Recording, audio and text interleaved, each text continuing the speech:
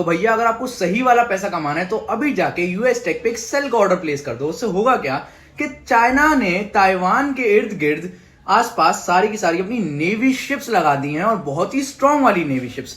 China कुछ साल से लिथोग्राफी मशीन बनाने की कोशिश कर रहा था। Lithography machine basically micro processors को वर्क करवाती है। बेसिकली माइक्रो चिप्स होती हैं, जैसे हर मोबाइल में हर चीज में वही इस्तेमाल होती है, ठीक है ना।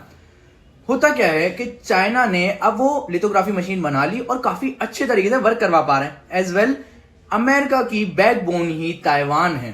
चाइना ने पहले ईरान को बहुत सारे मिसाइल वगैरह बहुत कुछ दिए, ठीक है, बहुत सारी चीजें दी जिससे अमेरिका वीक हो जाए, ठीक है। उसके बाद क्या किया, इजराइल एज वेल वीक हो जाए। उसके बाद क्या किया, चाइना ने लिथोग्राफी मशीन भी बना ली अपने पास और उसके ऊपर वर्क भी कर रहा है। अब ताइवान के ऊपर हमला करेगा, काफी ज्यादा 90% चांसेस हैं कि ताइवान के ऊपर हमला करेगा, ताइवान के ऊपर कब्जा करेगा। क्योंकि वो ताइवान के ऊपर पैसे देके तो बिल्कुल भी नहीं जीत सकता, क्योंकि अमेरिका के पास उससे ज्यादा पैसा है, डबल पैसा है। बट वो पावर के मामले में जीत सकता है, क्योंकि ताइवान से वो 130 किलोमीटर दूर है और अमेरिका ताइवान से बहुत ज्यादा दूर है। तो चाइना के लिए ईज ऑफ एक्सेस हो जाएगा, बहुत ही इजीली वो उसके ऊपर इन्वेड करके उसके ऊपर कब्जा कर सकता है। अब जैसे ही समझ लो कब्जा किया, होगा क्या कि पूरी दुनिया के 90% प्रोसेसर्स TSMC में बन सकते हैं, बेसिकली ताइवान में बनते हैं।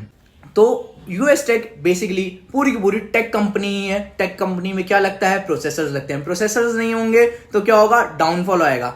कोरोना में 30% या 20%, 30% आई थिंक 30% करीब यूएस टेक गिरा था।